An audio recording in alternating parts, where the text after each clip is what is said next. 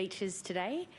Tracey, your call on social media for disclosures around sexual misconduct, it's fair to say, was a pretty big moment for the Australian arm of the Me Too movement.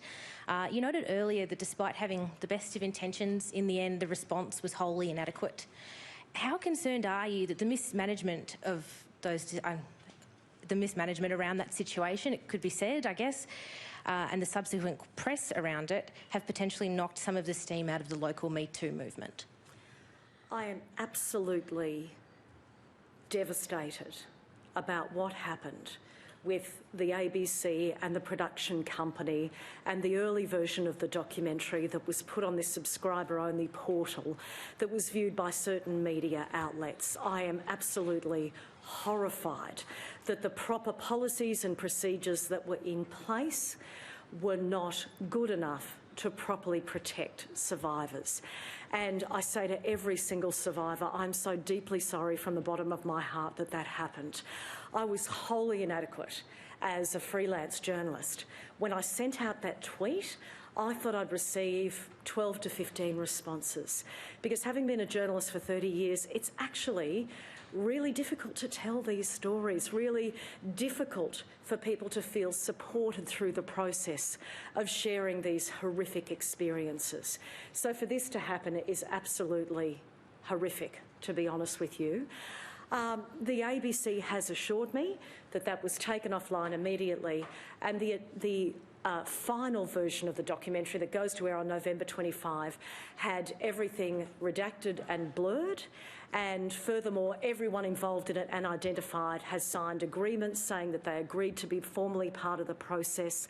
So I have confidence that ongoing the policies and procedures will be supportive. However, any more detail you'll need to hear it from the ABC, because the last version of the documentary I saw was a couple of months ago as a participant before it went through these processes. Can I just pick you up on that point? Are you referring to that, or you were referring to the initial call-out? Sorry, I would just like to draw you on, I guess, the answer.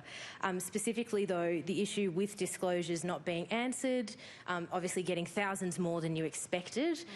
How much steam do you think those emails going unanswered has taken out of the movement?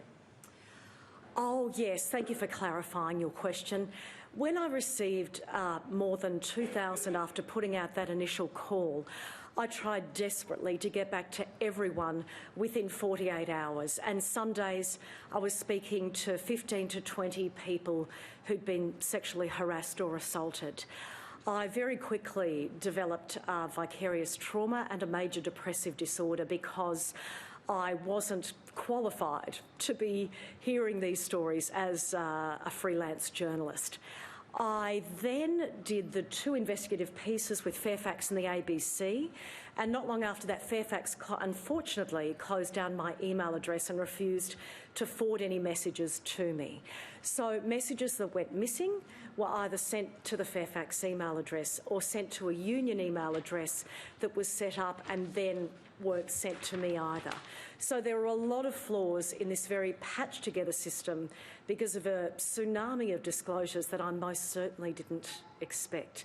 And that's why I feel devastated for anybody who didn't hear back, because it certainly was by no means an ideal system.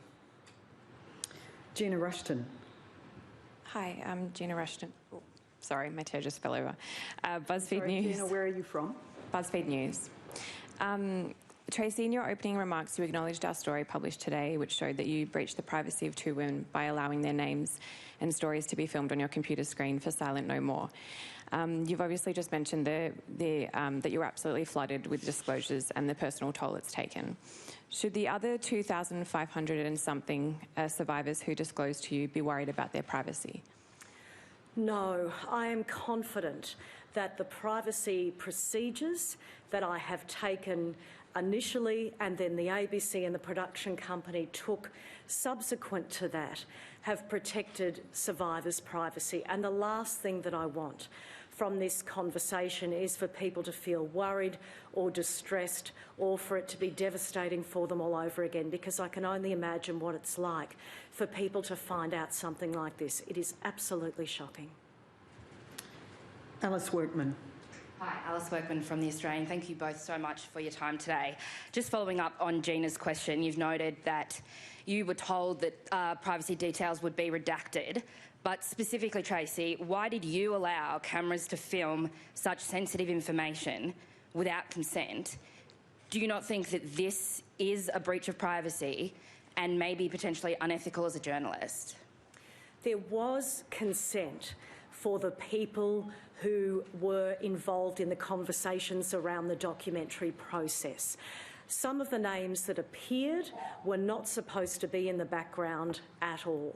And that's something you'll have to bring up with the production company and the ABC, because I personally was given assurances that these would not be in shot. Sorry, just to follow up, but you as a journalist allowed a camera crew to film yourself scrolling through private messages that people sent disclosing, very serious allegations. Do you not feel that that is a breach of privacy? There were procedures that the production company undertook that I, as a participant in the documentary, can't go into the details of because of every participant signed a confidentiality agreement, but I'm not saying that to not answer your question.